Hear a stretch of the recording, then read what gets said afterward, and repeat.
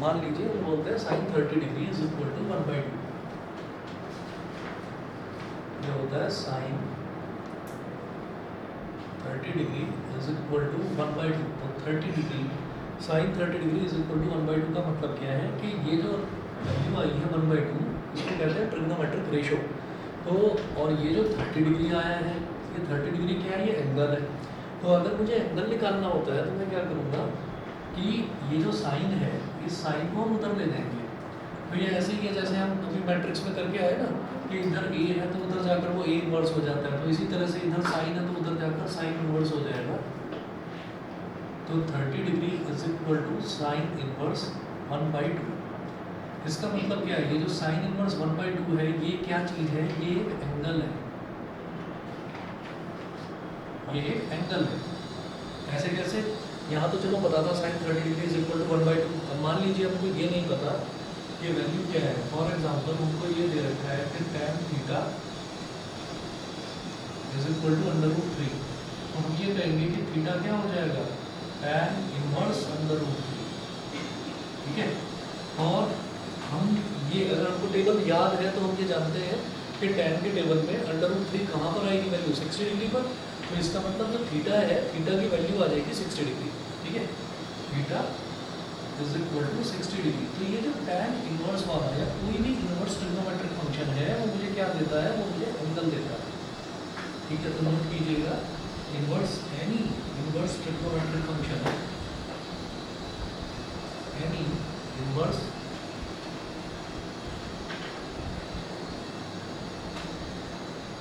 Trigonometric function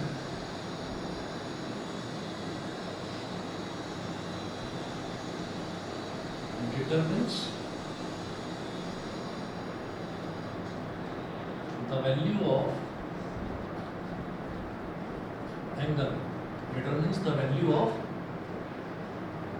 angle from a trigonometric ratio, from a trigonometric ratio। तो trigonometric ratio हमको दे रखा होगा। Trigonometric ratio की हेल्प से जो इनवर्स ट्रिग्नोमेट्रिक फंक्शन है वो एंगल की वैल्यू निकाल देगा, ये होता है। ठीक है। अच्छा, उसके बाद सर ये भी बाइजेक्टिव इन नेचर होते हैं। क्या बोल रहे हैं सर, ये जो इनवर्स ट्रिग्नोमेट्रिक फंक्शंस होते हैं ये भी बाइजेक्टिव होते हैं नेचर में। इनवर्स ट्रिग्नोमेट्रिक फंक्शन बाइजेक्टिव नहीं होते। ओके सर, बट सर अगर बाइजेक्टिव नहीं तो फिर इनवर्स कैसे हो जाएंगे फिर? अच्छा,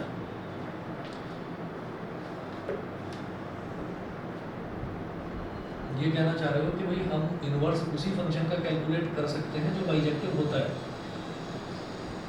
यस सर। जो बाइजेक्टिव होता है इसमें ना एक जो इसकी जो डोमेन ऑफ रेंज है, डोमेन ऑफ रेंज में काफ़ी सारे एक्सेप्शंस आते हैं। तो हम कुछ फंक्शंस को बोल सकते हैं, जैसे साइन इनवर्स है, कॉस इनवर्स है, उसको बाइजेक्टिव बोल सकते हैं। लेकिन जनरली मैं कहूँ कि सारे जो ITF है, ITF मतलब इनवर्स ट्रिग्नोमेट्रिक फंक्शन, सारे के सारे बाइजेक्टिव नहीं हो सकते। ठीक है, तो इसमें ना कुछ वैल्यूज़ आती हैं। जैसे अभी हम एक टेबल बनाएंगे डोमेन ऑफ रेंज की, तो सबके लिए बाइजेक्टिव नहीं होगा, हाँ कुछ वैल्यूज़ के लिए बाइजेक्टिव हो जाएगा। और इसी वजह से कभी भी आप ये देखेंगे कि कभी भी जो ये आपका होता है ना रिलेशन एंड फंक्शन में कभी भी बाइजेक्टिव है, सब्जेक्टिव है, इंजेक्टिव है, ये सवाल कभी भी इनवर्स ट्रिग्नोमेट्रिक फंक्शन में से पूछते ही नहीं, क्योंकि उसमें कन्फ्यूजन के चांसेस बहुत होते हैं, तो इसलिए नहीं पूछा जाता उसमें। तो यहाँ पर वैल्यूज़ होती हैं डोमेन की और रेंज की, वो मैं पहले आपको बताता हूँ, फिर आपको ये समझ में आएगा कि हम उसको बाइजेक्टिव मतलब जनरली बाइजेक्टिव क्यों नहीं कह सकते। ठीक है, 2 मिनट रुकिए बस। Okay sir. हाँ,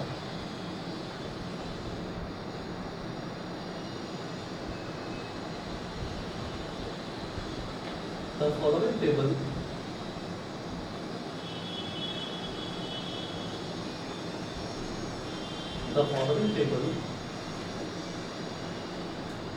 gives the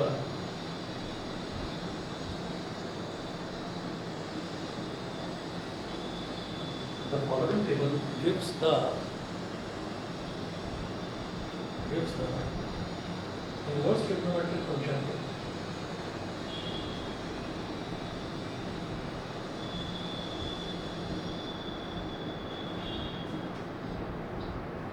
gives the inverse trigonometric function.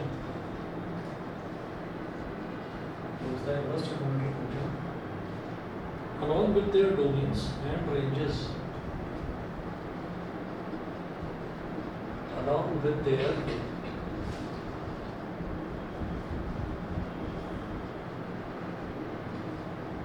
domains and ranges.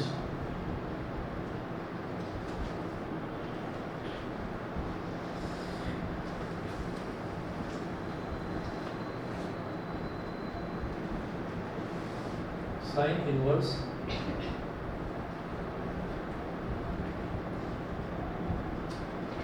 इधर लिखेंगे डोमेन और इधर लिखेंगे रेंज।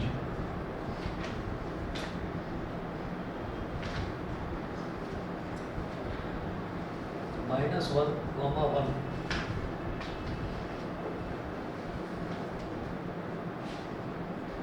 -5/2, +5/2 और दोनों में स्क्वायर ब्रैकेट लगाएंगे। cos inverse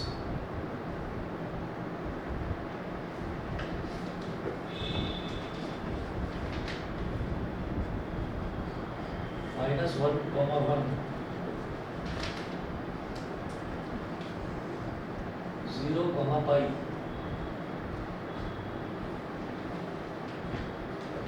फिर cosec inverse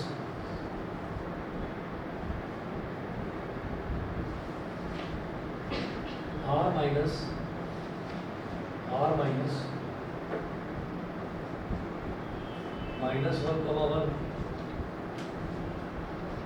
-5/2, -5/2, pi/2,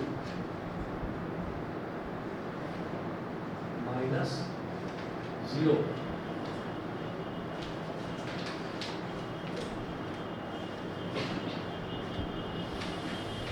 sec inverse क्या होता है? r minus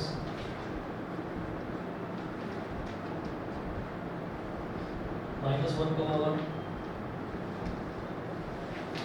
0, pi -5/2 0, pi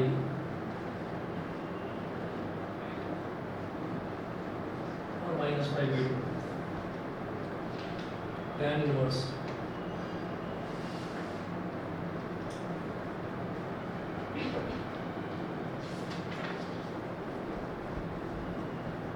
-5/2, pi/2 square small bracket cot inverse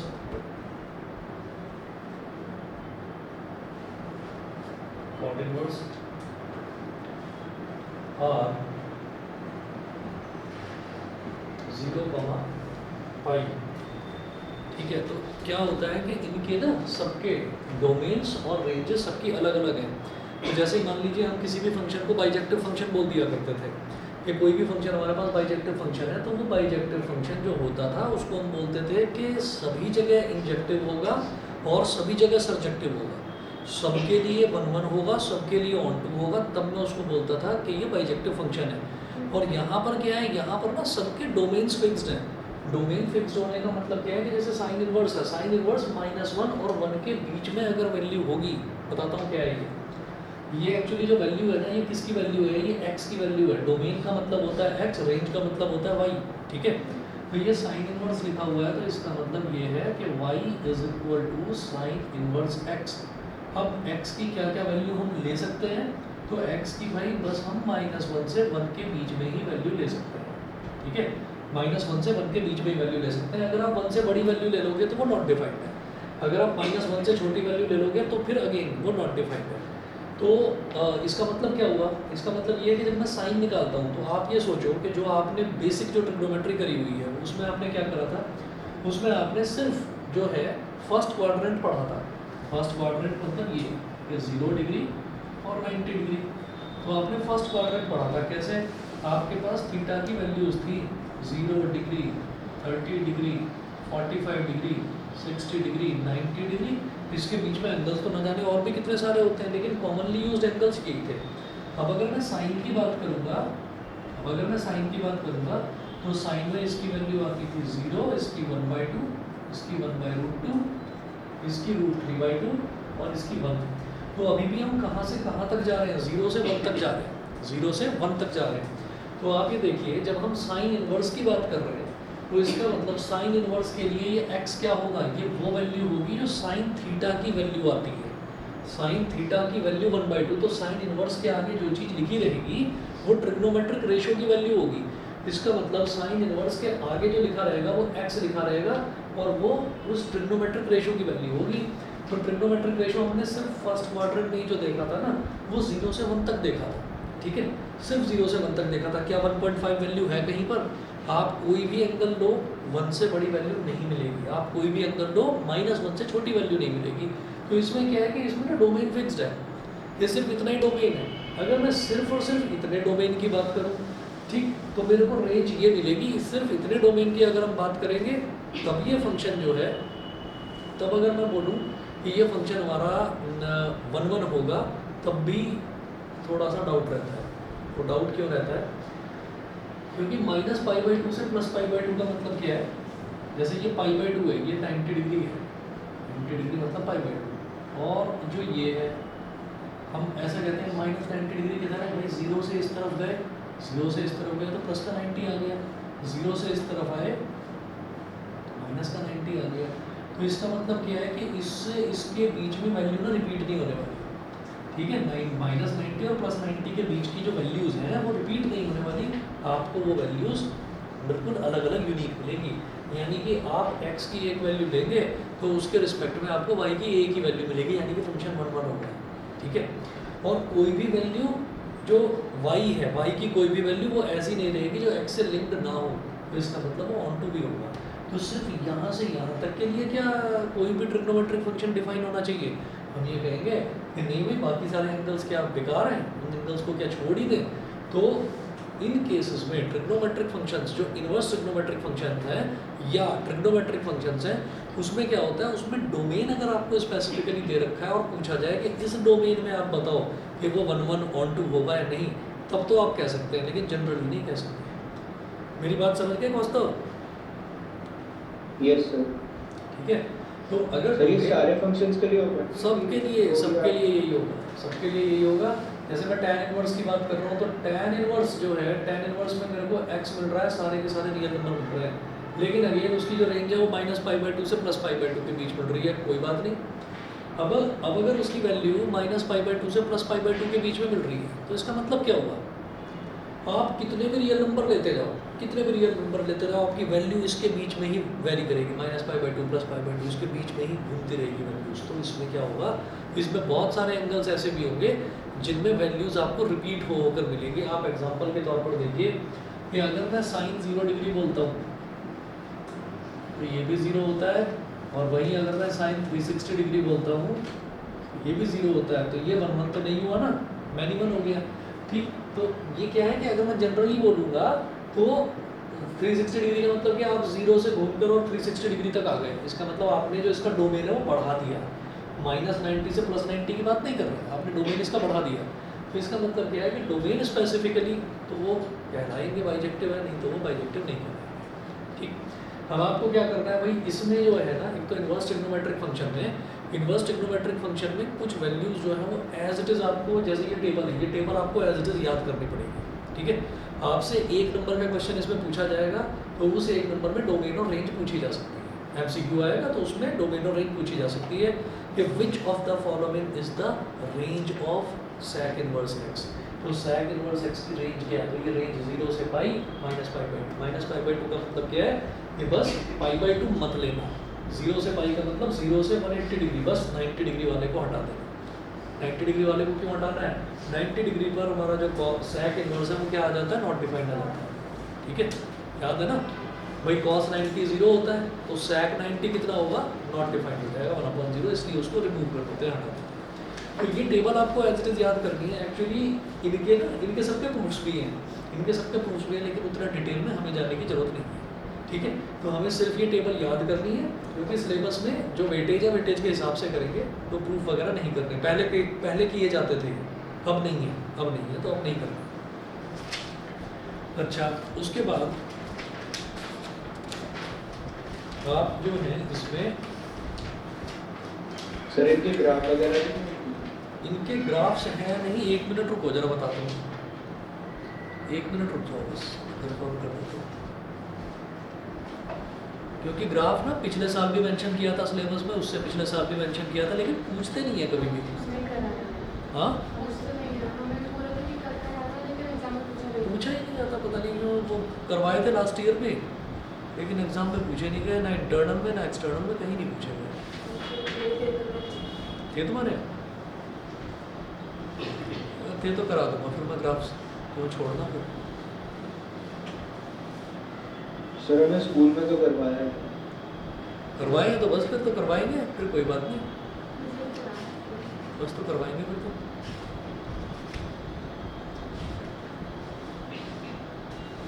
हाँ जी बिल्कुल, स्पेशली मेंशन कर रखा है, इसमें लिखा है एक तो इनवर्स ट्रिग्नोमेट्रिक फंक्शन में डोमेन डेफिनेशन क्या है, रेंज क्या है, डोमेन क्या है, प्रिंसिपल वैल्यूज और graphs of inverse trigonometric function. तो ग्राफ तो करने हैं भाई। हाँ तो प्रॉपर्टीज नहीं है, प्रॉपर्टीज नहीं है, लेकिन अगर सेकंड एक्सरसाइज में मेंशन कर रखा है नई बुक में, लेकिन प्रॉपर्टीज में एक्चुअली कुछ है ही नहीं, बहुत आसान सी प्रॉपर्टी है, और एक ही प्रॉपर्टी कर देंगे बस, टैन इनवर्स वाली वही करवाई होगी शायद स्कूल में। साइन वाली और कॉस वाली फालतू में ना कॉम्प्लेक्स है, और क्या करते हैं, अगर साइन इनवर्स या टैन या कॉस इनवर्स दे रखा है उसको टैन इनवर्स में कन्वर्ट करो और फिर सॉल्व करो। है आगे करते हैं जरा स्टार्ट इसको। इसमें कुछ फॉर्मूले लिखिए पहले काम के हैं।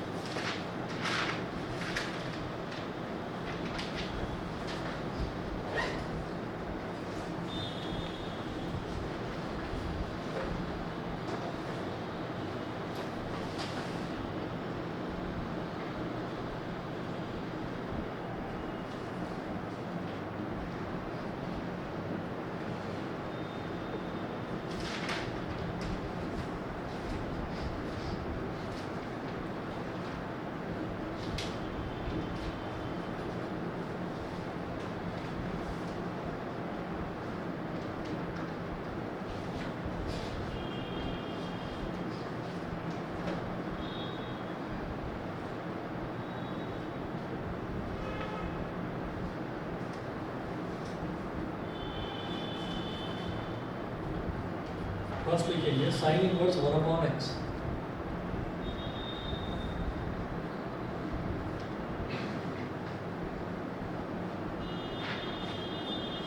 is equal to cosec inverse x.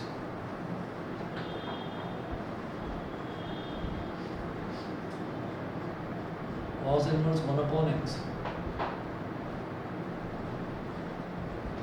is equal to sec inverse x. Third, tan inverse 1/x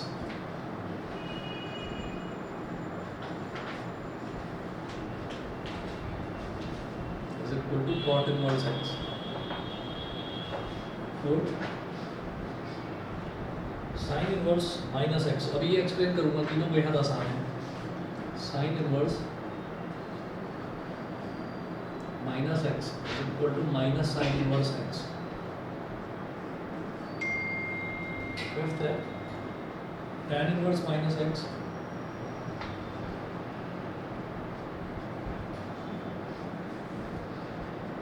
is equal to minus tan inverse x. Sixth है cosec inverse minus x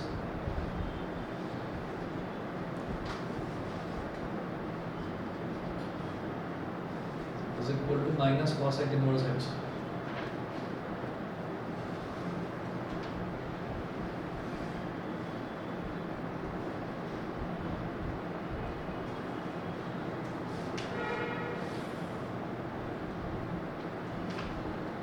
seventh लिखिए cos inverse minus x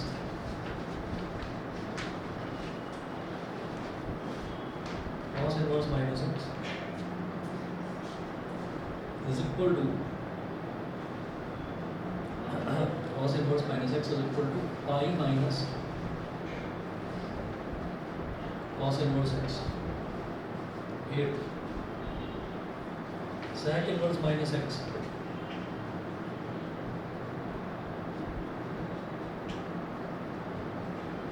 is equal to pi minus sec inverse x. 9th,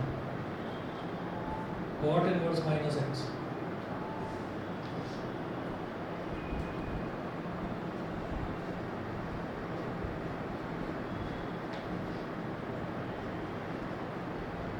pi minus cot inverse x. उसके बाद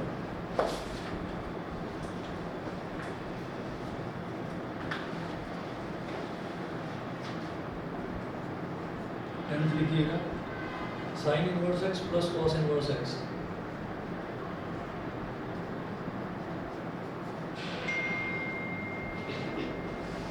is equal to pi by 2 tan inverse x plus cot inverse x is equal to pi by 2. अगला लिखेंगे cosec inverse x plus sec inverse x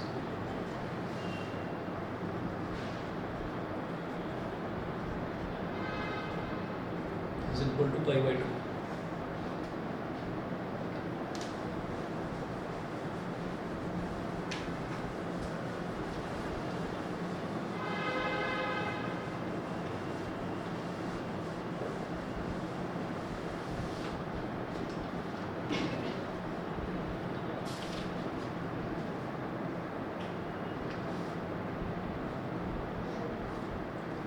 अगला लिखिएगा tan inverse x plus tan inverse y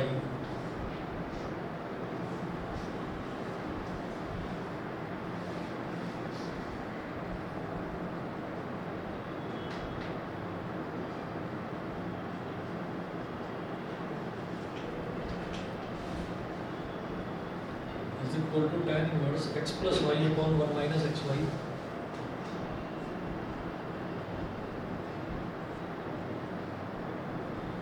x plus y upon 1 minus xy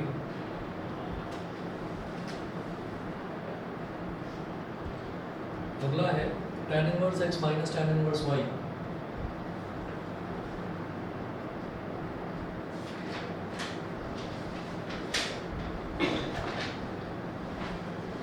is equal to tan inverse x minus y upon 1 plus xy.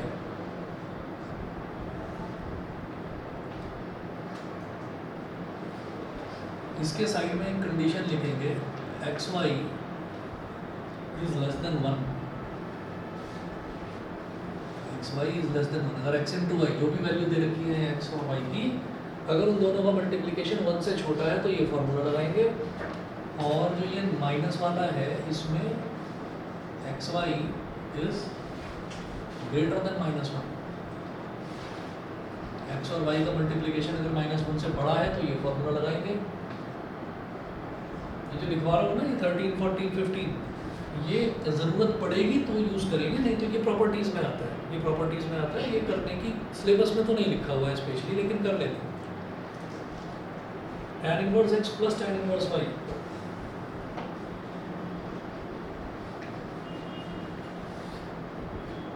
tan inverse x plus tan inverse y is equal to pi plus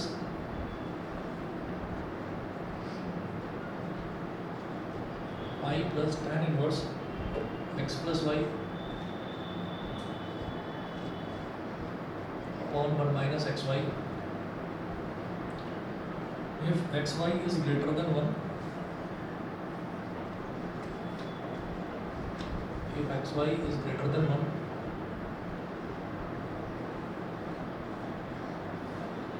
and x comma y is greater than 0.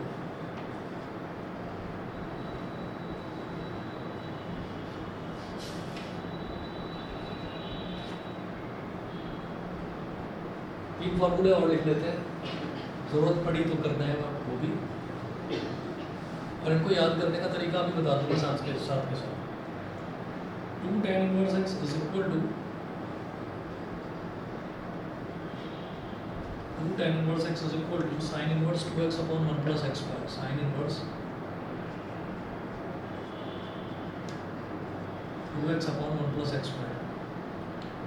Set अगला जो है ये है 2 tan inverse x अब ये cos की terms में cos inverse 1 minus x square upon 1 plus x square 1 minus x square upon 1 plus x square,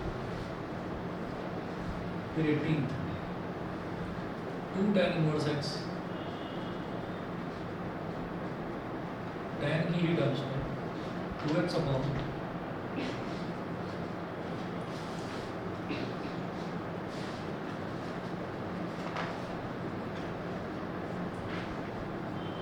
minus x square. ठीक है, ये 3 के ग्रुप है, एनसीईआरटी में भी 3 के ग्रुप बनाकर दे रखे हैं।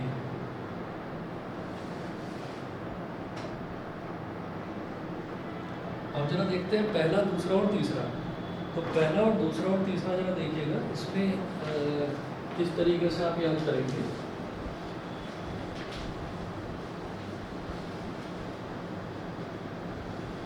ये जो इनवर्स ट्रिग्नोमेट्रिक फंक्शन होता है, ये क्या होता है, ये एंगल होता है। पहली जो डेफिनेशन ही हमने देखी थी इनवर्स ट्रिग्नोमेट्रिक फंक्शन की, वो ये थी कि इनवर्स ट्रिग्नोमेट्रिक फंक्शन क्या होता है, एंगल होता है। ठीक है, तो इसका मतलब जब मैं एंगल की बात कर रहा हूँ, मैं साइन इनवर्स 1/x निकालना चाहता हूँ, तो साइन इनवर्स 1/x को थीटा मान लो, क्योंकि ये एंगल है ना। तो एंगल को जैसे हम अननोन वेरिएबल को x या y मानते हैं, ऐसे ही एंगल को अगर अननोन एंगल है तो उसको थीटा मानते हैं। तो हमने ये कहा कि theta is equal to sine inverse 1/x। ठीक है, अब क्या करिए, साइन इनवर्स को इधर ले आओ तो क्या हो जाएगा, sine theta is equal to 1/x। ये हो गया। ठीक है, अब ये क्या हो गया, 1/x। अच्छा, साइन थीटा को क्या लिखा जा सकता है, साइन थीटा अपॉन 1। किसी भी नंबर के अपॉन में 1 तो करा जा सकता है। रेसिप्रोकल अगर कर दिया जाए, ठीक है, रेसिप्रोकल अगर रेसिप्रोकल ले लेंगे तो क्या होगा, साइन थीटा का रेसिप्रोकल 1/sin थीटा, और 1/x का रेसिप्रोकल क्या हो गया, x हो गया। अच्छा, 1/sin थीटा क्या होता है, cosec theta is equal to x। cosec को इधर ले जाओ, थीटा इज इक्वल टू क्या हो गया, cosec इनवर्स x हो गया। तो सीधी सी बात है कि theta is equal to sine inverse 1/x था, उसी का रेसिप्रोकल लेकर रीअरेंज करके हमने प्रूव कर दिया कि theta is equal to cosec inverse x है। तो क्या होता है कि वैसे तो हम जानते हैं कि साइन थीटा का reciprocal cosec theta, tan theta का reciprocal cot theta, sec theta का रेसिप्रोकल cos थीटा, ये होता है। तो ये तो हम जानते हैं, लेकिन क्या है कि अगर इनवर्स ट्रिग्नोमेट्रिक की बात, इनवर्स ट्रिग्नोमेट्रिक फंक्शन की बात करें, तो साइन का रेसिप्रोकल cosec नहीं होगा, साइन इनवर्स के आगे जो लिखा होगा उसका रेसिप्रोकल हो जाएगा cosec। तो साइन इनवर्स इसको पलटने की जरूरत नहीं है कि साइन इनवर्स को अपॉन में ले आओ ना, उसके आगे जो टर्म लिखी हुई है उसका रेसिप्रोकल कर दो बस। 1/x का रेसिप्रोकल क्या हो गया, x, cosec इनवर्स। ऐसे ही cos इनवर्स 1/x का क्या हो गया, sec इनवर्स x। समझ गए, ये चीज़ होती है। तो ये तो पहले 3 फॉर्मूलों का ग्रुप हुआ। अब जरा इसकी बात करते हैं, sine inverse minus x is equal to minus sine inverse x कैसे हुआ, देखते हैं। जैसे साइन इनवर्स माइनस एक्स है, तो हम फिर वही काम करेंगे कि theta is equal to sine inverse minus x. ये हो गया। अब क्या करिए, इसको साइन को इधर ले आओ, sine theta is equal to minus x. अब है क्या कि कोई भी जो ट्रिग्नोमेट्रिक रेशो है, वो ट्रिग्नोमेट्रिक रेशो जैसे साइन इनवर्स के आगे कोई भी ट्रिग्नोमेट्रिक रेशो लिखा हुआ होगा। ठीक है, जैसे ट्रिग्नोमेट्रिक रेशो था 1/2, तो साइन इनवर्स 1/2 करा तो एंगल क्या आ गया, 30 डिग्री आ गया। तो मैं ये जो रेशो है ये नेगेटिव नहीं चाहता, मैं चाहता हूँ कि ये पॉजिटिव बन जाए। पॉजिटिव बनाकर हम इसको सॉल्व करेंगे। अब पॉजिटिव कैसे बनेगा, जैसे ये माइनस एक्स है तो माइनस को इधर ले आओ, एक्स इज इक्वल टू क्या हो गया, माइनस साइन थीटा। एक्स की वैल्यू माइनस साइन थीटा होगी। उसके बाद क्या करेंगे, माइनस साइन थीटा जो है, अब ये बताइए माइनस साइन थीटा को क्या लिखा जा सकता है, साइन माइनस थीटा लिख सकते हैं क्या, माइनस साइन थीटा को साइन माइनस थीटा लिखा जा सकता है। तो हम इसको ऐसे लिखेंगे, x is equal to sine minus theta. याद करिए ये चीज केवल साइन में और टैन में थी कि साइन माइनस थीटा क्या होता है, माइनस साइन थीटा।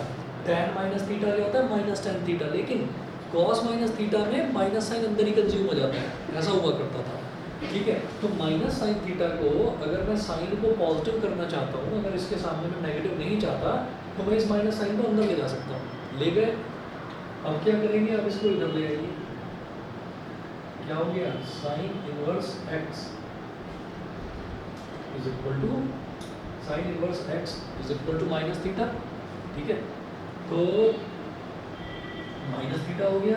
अब क्या है कि भाई नहीं, मैं तो थीटा ही निकालना चाहता हूँ, क्योंकि थीटा की तो वैल्यू थी ना ये, तो इसका मतलब नेगेटिव को इधर ले आओ, तो minus sine inverse x is equal to theta.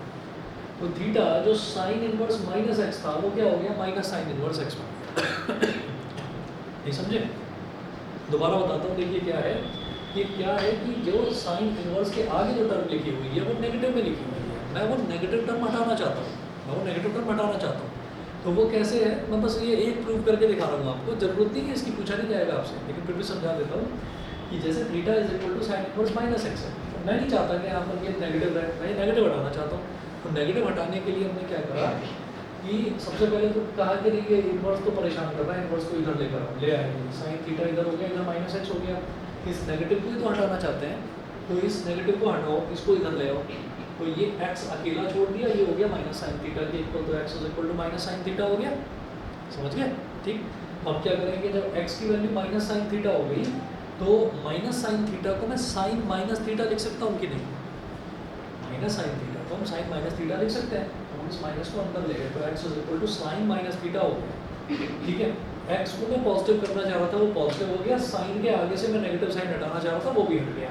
अब क्या करो, अब इस साइन को इधर ले आओ, तो साइन इनवर्स एक्स हो गया is equal to minus theta, theta निकालना है क्योंकि थीटा ही शुरुआत में मेरे पास था, तो इस नेगेटिव को इधर ले आओ, तो कुल मिलाकर क्या होगा कि अगर आगे आपको माइनस दे रखा है, तो वो माइनस फ्रंट में मल्टीप्लाई हो जाएगा, अंदर से पॉजिटिव बना दो और उसको फ्रंट में मल्टीप्लाई कर दो। ठीक है, ऐसा ही इसमें भी टैन इनवर्स में भी और कॉसेक इनवर्स में भी, तीनों में ये रिलेशन लगेगा। क्लियर है यहाँ तक? क्लियर? तो इन तीनों को सीधा सीधा याद करते हैं कि अगर कोई भी हमारे पास इनवर्स ट्रिग्नोमेट्रिक फंक्शन दे रखा है, कौन सा, एस टी सी, यानी कि साइन टैन कॉस, ये अगर कॉसेक अगर ये दे रखा है, तो उसका अगर उसके आगे अगर नेगेटिव दे रखा है, तो नेगेटिव को आप फ्रंट में मल्टीप्लाई कर दीजिए। अब आगे के तीनों देखो, ये हो गया सी एस सी, यानी कि कॉस, सैक और कॉट। तो कॉस, सैक और कॉट जो है, इसमें क्या होता है, इसमें नेगेटिव को पॉजिटिव बनाने के लिए pi minus cos inverse x करा जाता है। ठीक है, pi minus sec inverse x करा जाता है, pi minus cot inverse x करा जाता है। ऐसा क्यों है, ये भी देखते हैं, ये बता दूं इधर से। ठीक है, ऑनलाइन वाले बता दें भाई, यहाँ तक क्लियर है सभी को? Yes sir. ठीक है, चलिए जी, ये बता रहा हूँ मैं।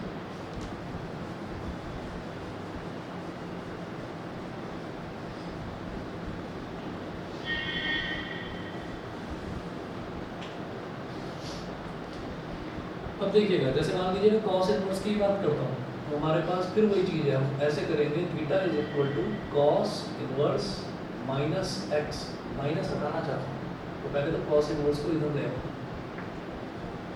तो cos theta is equal to minus x रहेगा, माइनस हटाना चाहता हूँ, इस माइनस को इधर ले आओ, एक्स इज इक्वल टू क्या हो गया, माइनस कॉस थीटा। अब भाई कॉस माइनस कॉस थीटा में पंगा नहीं चलेगा कि आप माइनस को अंदर ले जाओ, तो वो आपका कहना है कि भाई अगर माइनस को मैं अंदर ले गया, तो वो माइनस को अंदर ले जाकर वो कॉस माइनस थीटा नहीं होगा, कॉस माइनस थीटा तो माइनस को अंदर ही खा जाता है, कंज्यूम कर जाता है। ठीक है, तो वो चीज़ यहाँ नहीं चलेगी। तो एक रिलेशन में ये जानता हूँ कि कॉस 180 माइनस थीटा अगर होगा, ठीक है, कॉस पाई माइनस थीटा अगर हम इसको कर देंगे, तो वो माइनस कॉस थीटा के इक्वल होगा। ठीक है, ये रिलेशन सबको याद है कि नहीं? कोई और तरीका अगर पता हो तो वैसे बता देता हूँ। देखिए ऐसा होता है हमारे पास,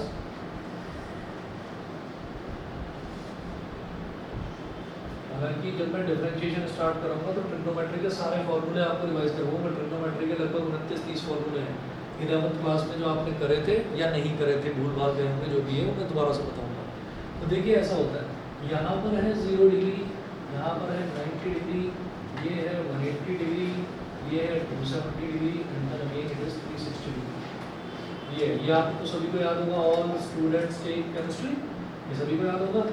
अब ऐसा देखिएगा कि जैसे cos 180 माइनस थीटा है, तो हम क्या लिखेंगे इसको 90 के मल्टीपल के तौर पर लिखते हैं cos 90 इंटू 2 और plus minus theta. cos 90 into n plus theta का फॉर्मूला होता है हमारे पास।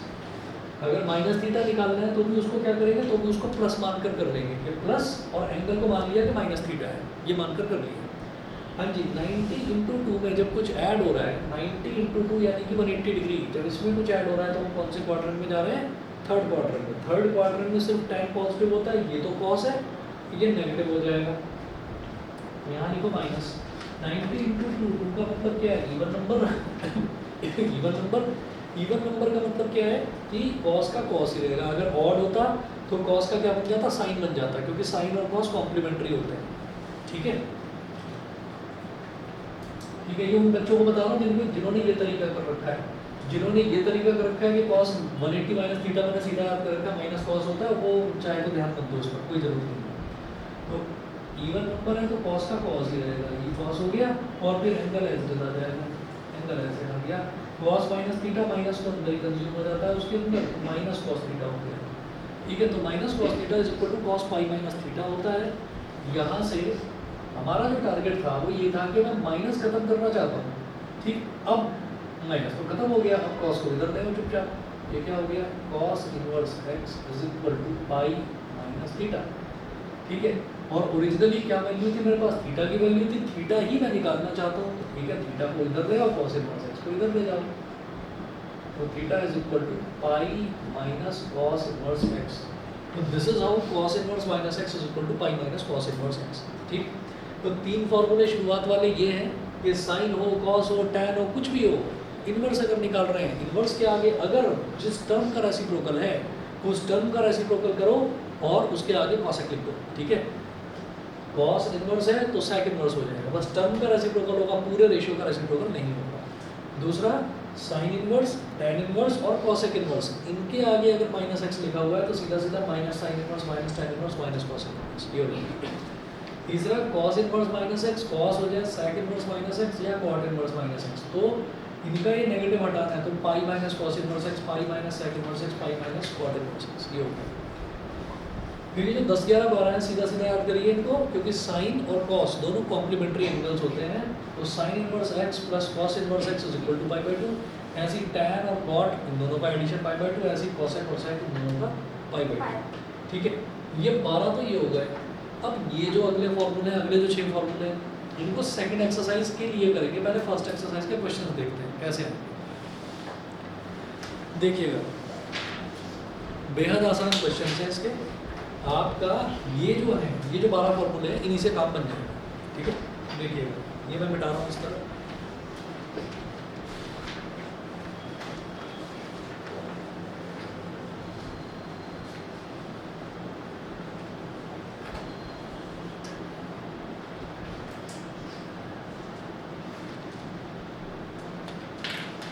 हाँ जी, क्या है, एग्जाम्पल नंबर 1 देखिएगा, find the principal value of sine inverse 1/√2।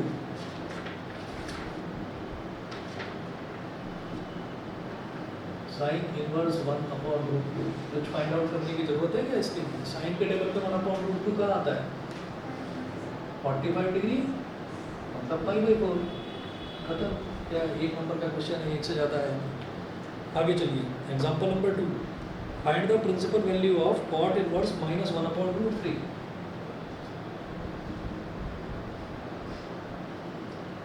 अब क्या पूछ रहे हैं, cot इनवर्स माइनस 1/√3।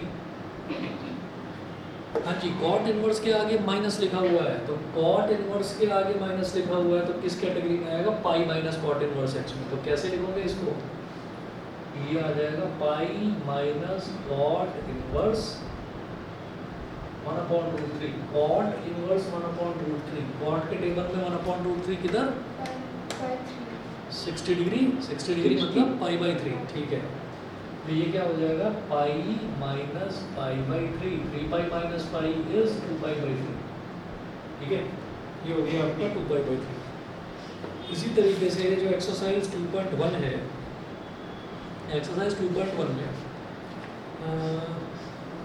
शुरुआत में ये 10 क्वेश्चंस दे रखे हैं, यही वैल्यू के सबकी प्रिंसिपल वैल्यू फाइंड आउट करनी है।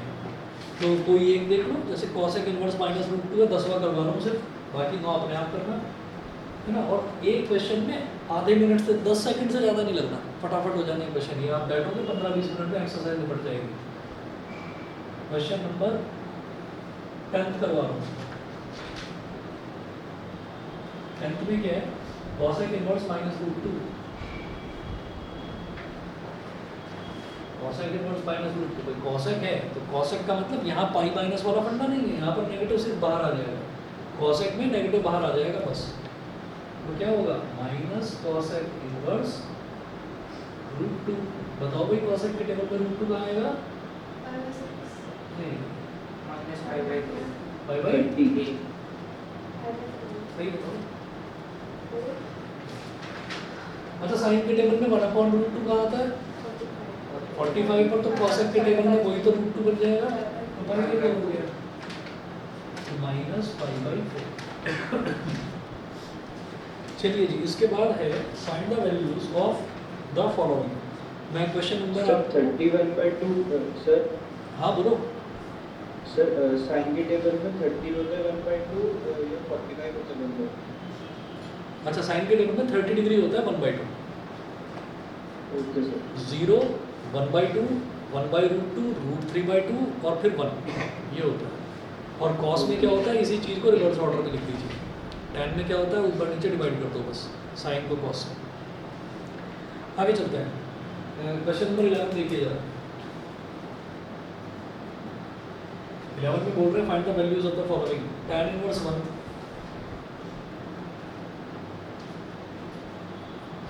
प्लस cos इनवर्स माइनस 1/2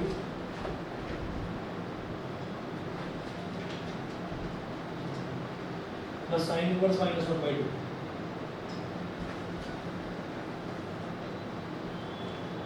क्या इसमें भी कुछ है क्या? सारी वैल्यूज अलग अलग निकालो, कर दो आंसर को। भाई tan इनवर्स 1 क्या होता है, पाई/4।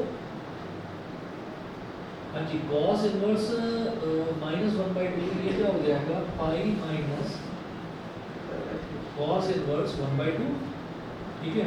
और ये क्या हो जाएगा, sin इनवर्स माइनस 1/2, तो माइनस sin इनवर्स 1/2, माइनस बाहर आ जाता है इसमें। तो ये हो गया पाई/4 और प्लस पाई माइनस cos के टेबल में 1/2 किधर आता है बताओ, पाई/3, ठीक है, यानी कि 60 डिग्री पर, ठीक है। और यहाँ पर पाई/6, ठीक है, हो जाएगा। ये पूरी एक्सरसाइज छोड़ रहा हूँ, ये पूरी एक्सरसाइज कर लीजिएगा। तो एज पर सिलेबस बस यही एक्सरसाइज है हमारे सिलेबस में। उसके अलावा ग्राफ ऑफ ट्रिग्नोमेट्रिक फंक्शन है, तो graph of trigonometric function 6 graph हम देखेंगे, एक साइन इनवर्स का, कॉस इनवर्स, टैन इनवर्स उसका, और सैक, कॉसेक और कॉट।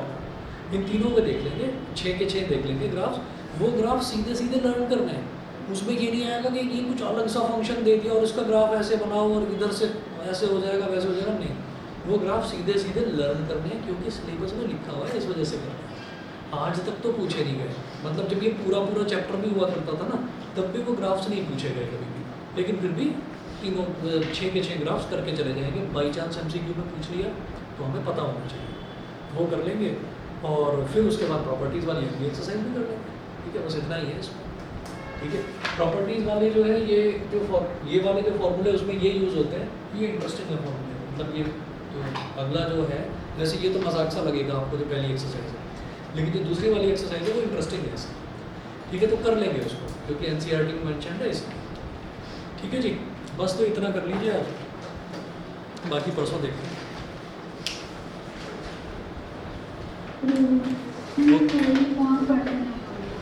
हाँ, तुम्हारा मैसेज आ गया था, मैंने देख लिया, ठीक है।